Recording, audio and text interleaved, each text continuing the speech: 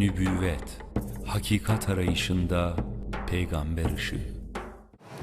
Assalamu alaikum wa rahmatullahi wa barakatuh, and a very good morning to all. Thank you for being here. My thanks go to the Istanbul Foundation for Thank you. For science and culture. And my paper today is entitled Said Nursi, Prophetic Traditions and Sociologically Informed Theology. I will go slowly so that the interpreters can have time to interpret my English into the various languages, so I'll go very slow. Basically, my paper posits that Bediüzzaman Said Nursi, Theological Reflections, is to be sociologically complex.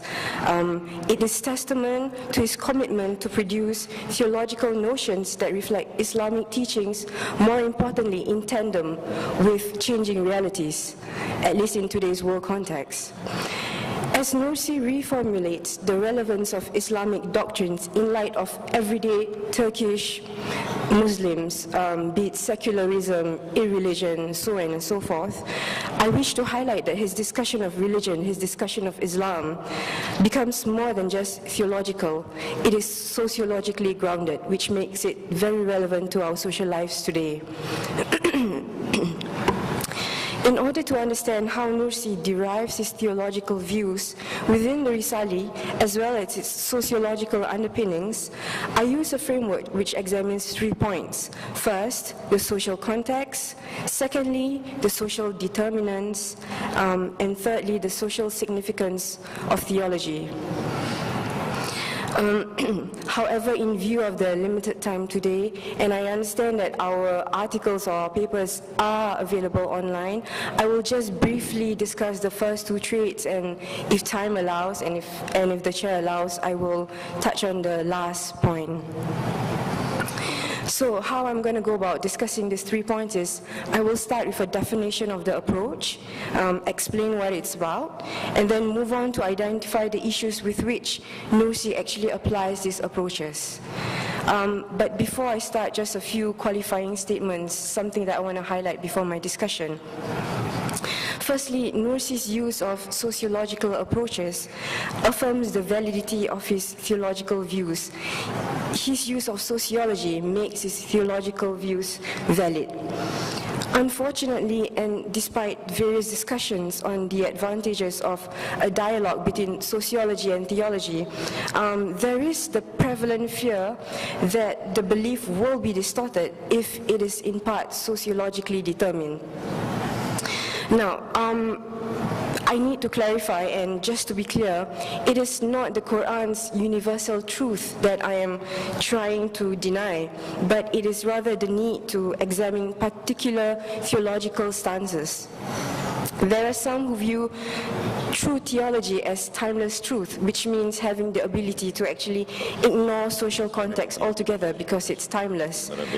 This, I think, possibly may be linked to the dominant Muslim scholarship, which has had little emphasis on socio-historical context in which revelation occurred, and also on the role of Prophet Muhammad in the revelatory process.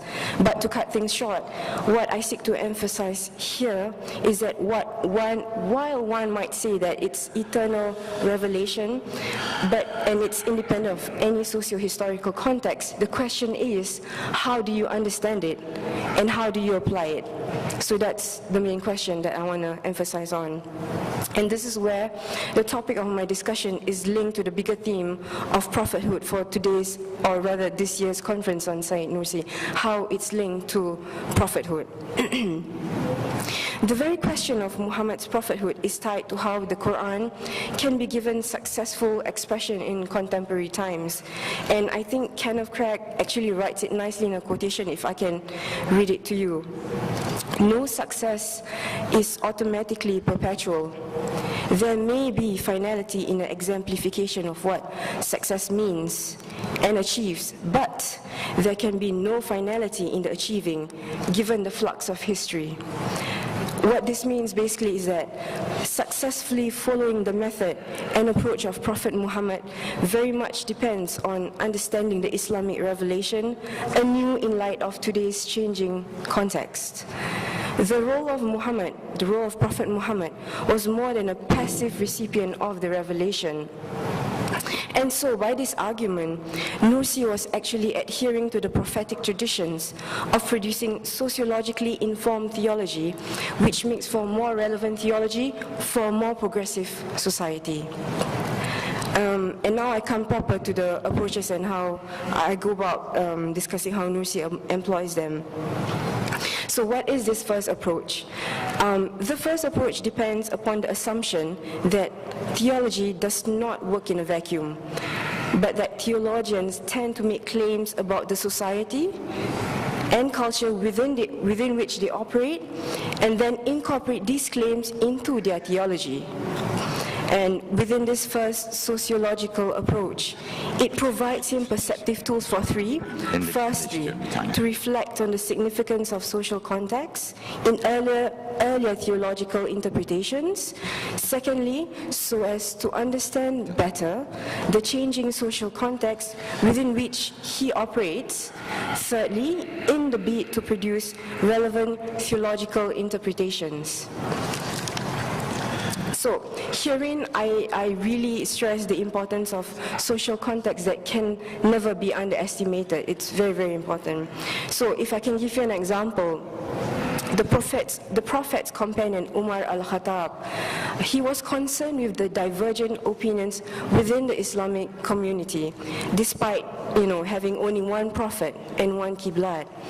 He does confide in Ibn Abbas, who told him, and this is what Ibn Abbas said: "The Quran was revealed to us, and each time we read a verse, we know what is behind the revelation. But after us, there will come people who will continue to read these verses while having forgotten the context. And this will provoke divergent readings, which will degenerate into internecine quarrels." And in order to avoid such conflicts, the companions and followers were careful to record the circumstances of the revelation, and when that was lost, they preferred to refrain altogether from commenting on the passage. So this is how important the social context was during that time. And as for Nursi, how do we bring this back to Nursi? He held a pluralist interpretation of the purity of belief based on the existing social context. Similarly, he compared the different social milieus and noted the increasing intra-religious diversity, not just inter-religious, as a de facto feature and social fact of modern society. Nursi concluded that to maintain belief in religion, to maintain belief in Islam, it was important for Islam not to be tied or translated to oneness in interpretation. It was plural. This was to allow socio-historically contingent responses for different places and times. And he added that time, spatial difference might not even exist for truth. In the form of sacred laws and prophets, and if I might quote him, he says, "There were even different prophets and laws in the same continent in the same century." So, and such social philosophy, including pluralism, according to Nursi, was important for the people of religion who were inclined, and he describes them, to oppose each other in rivalry, although they are the people of truth and concord. He attributed such lacking social philosophy, in this case pluralism, among the people of religion to be the root cause of religious decline. The use and value of pluralism to revitalize faith was advocated to prevent escalating tensions within the Muslim world, which he predicted, and as all of you might know, materialized today and is going on today. And so in any pluralistic society, it is critical for both inter-religious and intra-religious engagements to be carried out with decorum. And I must highlight that such conceptions of pluralistic society is not new in Islam. As early as 622 AD, Prophet Muhammad had already effectively established a pluralistic society under a social treaty called the Madinah Charter. Thank you. And this charter lasted 1,000 years, and it laid down rules for a multi-religious population of about 1,000. Now, what is important about this is that this early reference to pluralism historically substantiates that the model suggested by the Prophet was not the Islamic nation state today, but on the basis of the possibility of such inherently pluralistic secular state. Nursi similarly did not oppose the idea of a secular state. For Nursi, living in a nation state that did not implement Islamic law did not render anyone any less of a Muslim. You know, living in a nation state that has Islamic law did not make anyone more of a Muslim. He nonetheless expected, and this is important, he nonetheless expected the secular state to be neutral in terms of respecting the rights and freedoms of various religions. Because of the time constraints, I think I'll just stop at the first factor, and if you're interested, my people will be online on the Istanbul Foundation website. Thank you very much for your attention. Thank you. İstanbul İlim ve Kültür Vakfı